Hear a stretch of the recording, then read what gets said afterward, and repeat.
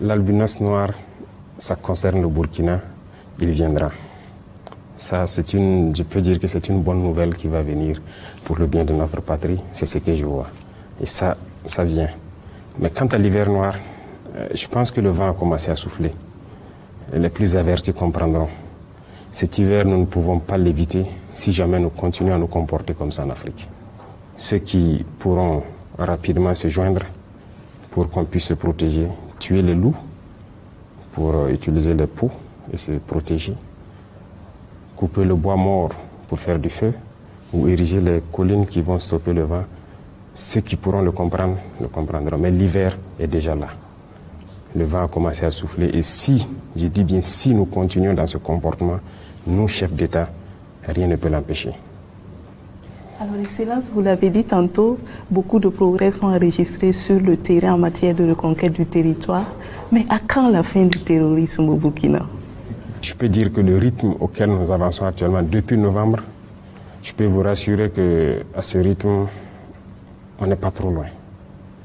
Parce que le plus important pour nous, c'était de changer totalement la manœuvre, d'éviter de faire ce qu'on avait l'habitude de faire depuis 8 ans, 10 ans. Parce que ces opérations ponctuelles, ces mêmes types de bases et tout, nous avons développé autre chose, un autre outil. Et quand nous l'avons testé, il est performant. Ce qui nous permet de partir dans des zones qui étaient comme des zones sanctuaires. J'aime parler en haut de Djibo. Vous voyez que cette zone était comme leur territoire. Personne ne pouvait s'y aventurer et tout.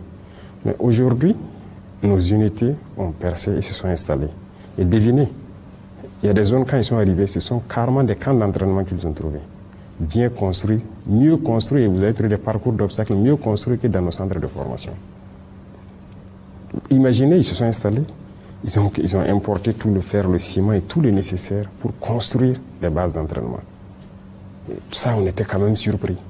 Ça veut dire qu'ils se sentaient sur leur territoire. Mais nous avons percé, nous y sommes. Ces territoires sont perdus parce qu'ils étaient sous leur contrôle depuis plus de 10 ans. Les zones comme Pétécoli, d'ailleurs l'armée ne s'était jamais installée là-bas. Et donc nous continuons jusqu'aux limites de nos frontières. Et c'est ce que j'ai dit, que ce soit au nord ou à l'est, un peu partout, nous sommes en train de repartir. Et une fois qu'ils n'ont pas de terrain de manœuvre, de sanctuarisation, ça devient difficile. Mais maintenant, il y a une phase importante qui doit venir dans quelques mois pour fermer totalement toutes les brèches pour empêcher les infiltrations. Parce que souvent, c'est ça, nous pouvons nous installer, mais ils peuvent trouver le moyen de s'infiltrer, soit poser des UED, ou s'infiltrer par petits binômes, venir tuer à l'arrière, créer donc ces événements d'émotion et tout. Mais nous allons fermer toutes les brèches. Ça, on prendra les moyens qu'il faut, mais ça va finir. Excellence, il a été décidé d'un avancement exceptionnel pour des militaires, gendarmes et policiers sous certaines conditions. Est-ce que cela ne va pas amener des graissements au sein des rangs? Non, des graissements. Il n'y a aucune décision dans ce monde qui peut faire l'unanimité. Un soir, si vous dirigez une structure, aussi petite soit-elle, comprenez que c'est rare d'avoir une décision unanime. Donc ça, c'est sûr que des gens peuvent être frustrés ou quoi. Deuxième chose, les êtres humains sont ce qu'ils sont. Tout le monde ne voit jamais dans la même direction. Parce que nous n'avons pas la même capacité de comprendre les choses, même capacité d'analyser et tout, ça fait partie. Mais une chose est sûre, nous sommes en guerre. S'il y a des gens qui se distinguent par leur capacité à aller au-delà de leur mission, il va de soi qu'on les récompense. Il n'y avait pas ça dans l'armée, nous avons modifié les statuts et tout, et nous avons introduit cela. Et donc, nous demandons aux différents commandants d'unité qui sont sur le terrain avec leurs hommes. Il y a des hommes qui posent des actes de bravoure, des actes exceptionnels qui vont au-delà de leur mission. Et de motiver ça par des rapports. Et donc, la hiérarchie a une commission qui siège, qui regarde, et qui décide maintenant de quels sont ceux-là. Par exemple, on prend un soldat qui, au cours d'un combat, son travail, ce n'est pas de diriger un groupe ou quelque chose. Parce que c'est le sergent qui peut avoir un groupe de combat qui le dirige et tout.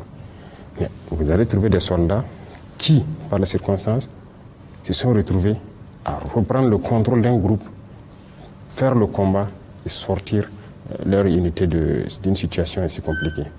Ce genre de soldat, il faut le récompenser parce qu'il a la capacité tactique d'être un sergent. Donc c'est cela que les commandants d'unité sont censés recenser, donner les noms. Le commandement donc va lire les rapports, analyser tout. Et il va de soi qu'on leur donne le grade de sergent pour les motiver. Parce qu'il y a d'autres personnes aussi, peut-être qui ont envie de faire plus, mais qui attendent de voir aussi la motivation derrière. Ça motive plutôt. Ça encourage ceux-là qui hésitent, qui ne veulent pas se donner, à se surpasser. C'est ce qu'on demande.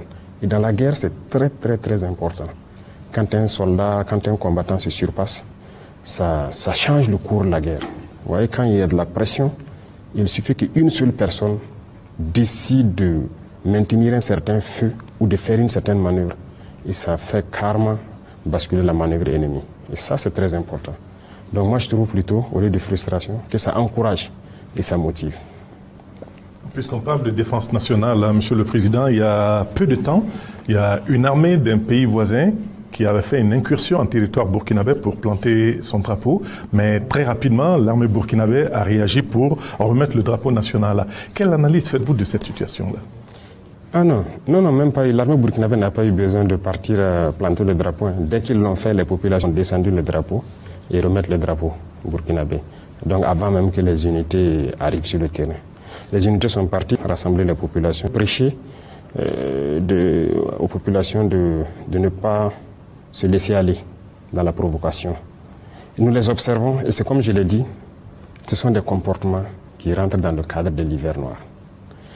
Il y a des gens qui se comportent toujours comme des nègres. Je ne dirais même pas des nègres de salon, de vrais nègres. Lorsque donc leur maître leur dit « fais ça », il ne peut que faire ça.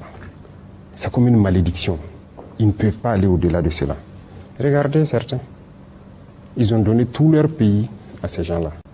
Ils sont assis, ils n'ont plus rien sous leur contrôle aujourd'hui. Mais quand on les pousse à aller en guerre, ils sont prêts. Et ils provoquent. J'ai toujours dit aux gens, nous sommes déjà en guerre. Donc, on n'a pas peur de la guerre. Mais si quelqu'un nous pousse à bout, pour notre patrie, il n'y a rien à faire, on fera la guerre. Et quand ça va commencer, personne ne sait comment ça va finir. Mais